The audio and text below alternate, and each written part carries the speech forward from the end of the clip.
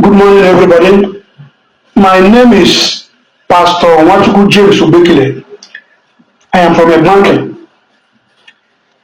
I am speaking on behalf of the Akikuwa Sociocultural Group of Igbanke for the general Igbanke people.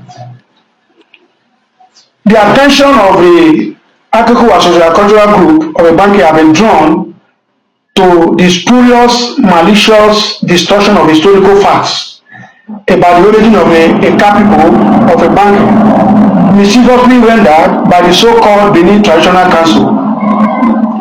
In their section, two clueless mendacious claims were made. One, they said that the Igbanke people originated from Benin, but lost the Benin language because of our interaction with the capital of Abo. Two, that the people of Igbanke have paid homage to the Oba of Benin in time past, and that paying of homage gave the people of Igbanke the chameleon skin to be transformed, to be transmogrified or transformed to Benin people. Now, to debunk these desperate, untenable, absurd, or inane narratives, I would like to state some potent and infallible fact here. In Benin, the people of Igbanke are called Oweka, which is a recognition of the fact that the Benis know that the Igbanke people are not the same with them. How come that there are no traces of the Benin language in the Eka language of the Igbanke people if they originated from Benin? One question. Secondly, the people of Igbanke or many Igbanke people suffer the same fate with their Igbo brothers in Benin during the Nigerian Civil War. In fact, many Igbanke people were killed in Benin as the Igbo people. This is just for the record. But let's bury the ugly past. Let's bury the ugly provisional facts of history just to avoid acrimony in the future. You said that Igbanke people are Benin's. How come you call us Oweka if we are the same people with you? How come you label us Oweka? Now, let us go back to the issue of Igbanke becoming Benin's because they paid homage to the Oba of Benin. Before I say anything here, I will first of all define the word homage lexicographically and with the dictionary meaning. Homage has two distinct meanings. One, to show respect to others, or to a superior, or to one's parents, or teachers or elders, etc., or to government institutions. The second meaning of homage is the act of submitting or surrendering your right to another, or your right or authority to another person as a conquered person or a conquered people. So we do not understand the kind or the type of homage the Bini Traditional Council is talking about here. The Igbanke are civilized people. We respect our parents, elders, pastors, kings, and neighbors. Our kings and leaders are also living testimony or testament of respect for one another and for government authorities. So the respect or homage the people of Igbanke pay to the Oba of Benin does not amount or does not transform the Igbanke people to being Benin people because they paid homage to the Oba. And at the same time, paying homage to the Oba does not relinquish or is not a relinquishment of our inalienable history of a Igbo origin, culture, language, or right for self-determination. In the old defunct Bende state, all the kings in Edo and Delta equally paid homage to the Oba of Benin because he was the chairman of the Bende State Traditional Council.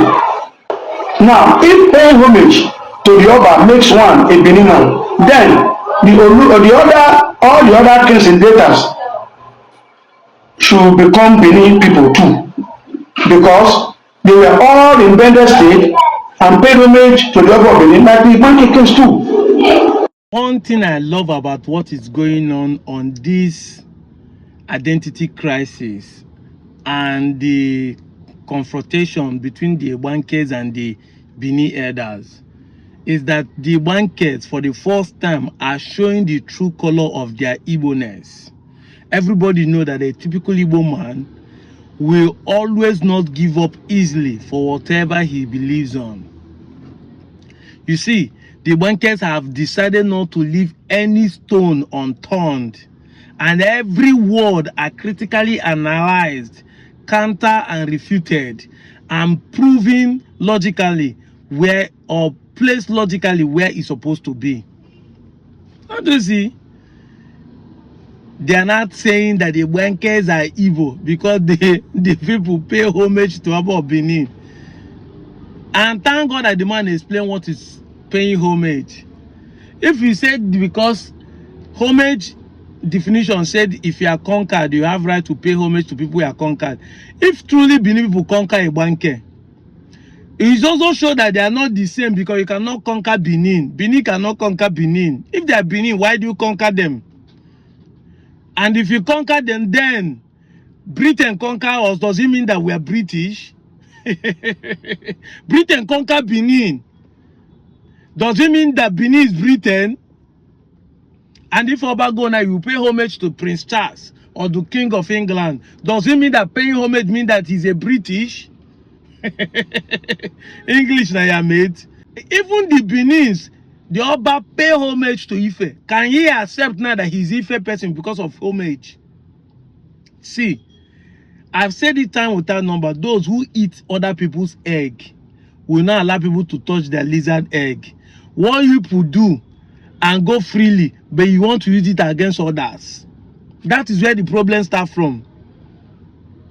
He saying that because they pay homage. Then the next one we say, Igbanke changed their language, lost it to the cars. Hey, Jesus Christ. And the Benin is saying they are superior to the cars, but do I blame the Benins? It's not the cars that are limiting themselves, saying a car is a car. So a car now is bigger than Benin. The almighty Benin, Eka people influence 6 communities and change their language to Eka. They do not just change the language, they change the names to Eka names. They change the name of their kings. They change their tradition. They change their culture, including their foods, including their tribal marks, including their gods. They stop worshiping Ogu. They now start worshiping Chi, having Ofo and Ikenga. What a laughable event. It's high time Benin even accept that the car is stronger than you people. Because if a car can automatically change the entire language of the Igbankes, that means the car is bigger, the car is stronger, the car is mightier. But the same car that you are speaking for will come and be talking anyhow. Some of them still believe they came from Benin. And now they will not be saying it is more people that change language. The next time he say, now prince, now you will find the village. Every time it is your runaway prince that always find village. And when they find people change their language, you know they ask themselves, why? How superior can you be that people always don't want to stay with your superiority? Don't you see? The whole narrative have been changing. You know, don't from they migrated, they own the land now to their Benin, but the land was they lost the language. You people have changed the story. I told you that when an information has 3 sources of story, it's no more truth. It's no more truth. Before the what people wrote that they migrated to that place. Now the next one when I thought say there are 3 people that made up Igbanke. Their language is mixed of Asian, Yoruba, Benin, Kiniko. Make una stay one place. Make we know where turn that they direct your attention for others now where they lie. Thank God that the Igbanke kings have stood their ground to declare who they are. That they are Eka Igbos. And Eka is a subgroup in Igbo. Remember, Obi of Abo is saying there's nothing like Eka. Oba Benin agreed that it's Eka language. But Obi of Abo said there's nothing like Eka language. And 2 of them are practicing almost the same thing because they want to be supreme. The Agbo now is trying to force other people to be under him. So other people start paying homage now. He will say there's nothing like Umunede again. If Umunede king pay homage to Obi of Agbo, there's nothing like Umunede again because they pay homage to him. I'm out of here, Joe.